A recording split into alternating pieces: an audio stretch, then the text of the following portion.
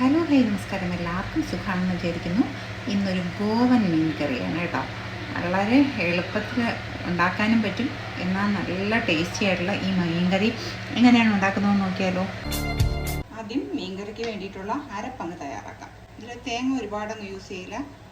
1-2 table spoon തേങ്ങ കേട്ടോ. നമ്മൾ തേങ്ങാപ്പാലും കൂടി യൂസ് ചെയ്യും, അതുകൊണ്ട് തേങ്ങ അധികം യൂസ് ചെയ്യാറില്ല. പിന്നെ ഒരു അരമുറി സവാള ചെറുതായിട്ട് കട്ട് ചെയ്തിട്ടിട്ടുണ്ട്. പിന്നെ ഒരു ചെറിയ പീസ് ഇഞ്ചി, ഒരു 2-3 അല്ലി വെളുത്തുള്ളി, പിന്നെ ഒരു തക്കാളിക്ക അതിനെ കട്ട് ചെയ്തിട്ട് കൊടുക്കാം. ഇനി കുറച്ച് പൊടികൾ ചേർക്കണം. ഒരു 1/4 ടീസ്പൂൺ മഞ്ഞൾപ്പൊടി, മുളക് പൊടി, മല്ലിപ്പൊടി, പിന്നെ ഒരു കളറിന് വേണ്ടിയിട്ട് ഒരു 1/2 ടീസ്പൂൺ കാശ്മീരി മുളക് പൊടി. ഞാൻ എൻ്റെ എടുത്ത് വെച്ചിരിക്കുന്നത് പുളിവെള്ളമാണ്.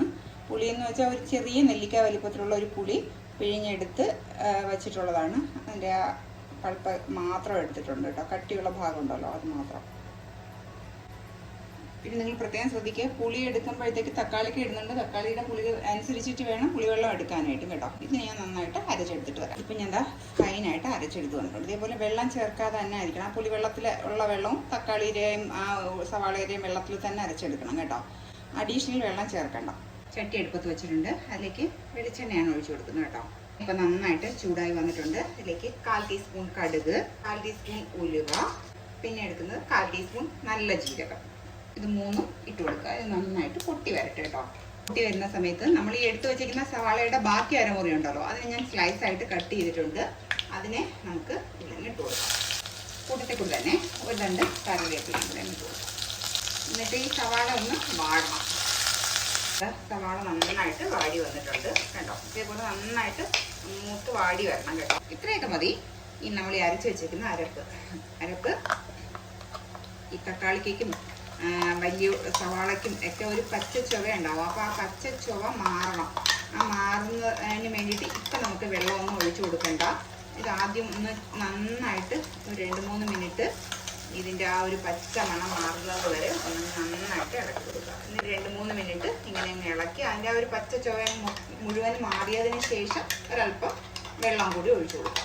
എന്നാലും അധികം വെള്ളം ഒഴിക്കേണ്ട, കാരണം നമ്മൾ തേങ്ങാപ്പാലും കൂടിയൊക്കെ ഒഴിക്കും. അപ്പം മീൻ ഒരുപാട് വെള്ളം ആയി കഴിഞ്ഞാലും കൊള്ളത്തില്ലല്ലോ. ഇതിലൊക്കെ ആ ഉപ്പൊന്നും കൂടെ ഒന്ന് പിടിക്കട്ടെ. 2-3 മിനിറ്റ് ഇങ്ങനെ ഇളക്കി കൊടുക്കണം. അരപ്പ് നന്നായിട്ട് ചൂടായി വന്നിട്ടുണ്ട് കേട്ടോ. ഇതേപോലെ ചൂടാക്കി എടുക്കണം, എങ്കിൽ മാത്രമേ തക്കാളിയുടെ ഒരു പച്ച കുത്തൽ മാറുള്ളൂ കേട്ടോ. നമ്മുടെ മിക്സിയുടെ ജാറിലേക്ക് കുറച്ച് വെള്ളവും കൂടി ഒഴിച്ചിട്ട് ഇതിനെ ഒന്ന് ലൂസാക്കി എടുക്കാം.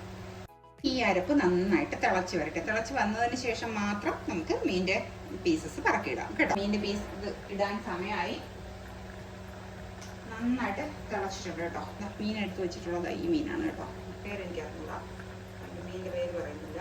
എന്തോന്ന് മീനാണെന്ന് അറിയാമെന്നുള്ളത് പറഞ്ഞു. എന്നിട്ട് ഇനി ചുറ്റിക്കേ ചെയ്യാവുള്ളൂ. നമ്മുടെ മീനൊക്കെ നന്നായിട്ട് ഒരുവിധം വറ്റി വന്നിട്ടുണ്ട്. എണ്ണയൊക്കെ നന്നായിട്ട് തെളിഞ്ഞു വന്നിട്ടുണ്ട്. ഇനി നമുക്ക് ചെയ്യാനുള്ളത് നമ്മളെടുത്ത് വെച്ചിരിക്കുന്ന തേങ്ങാപ്പാൽ. 1 കപ്പ് മുതൽ 1 കപ്പ് വരെ തേങ്ങാപ്പാൽ ഒഴിക്കാം. തേങ്ങാപ്പാൽ ഒഴിച്ചിട്ട് പിന്നെ അങ്ങ് ഒരുപാടിട്ടങ്ങ് തിളപ്പിക്കണ്ട. എന്നാൽ ചൂടാവുകയും വേണം, നന്നായിട്ട് ചൂടാവുകയും വേണം. എല്ലാം പെർഫെക്റ്റ് ആണ് എനിക്ക്. ഇത്രയേ ഉള്ളൂ. നമ്മുടെ ഗോവൻ മീൻകറി റെഡി ആയിട്ടുണ്ട്.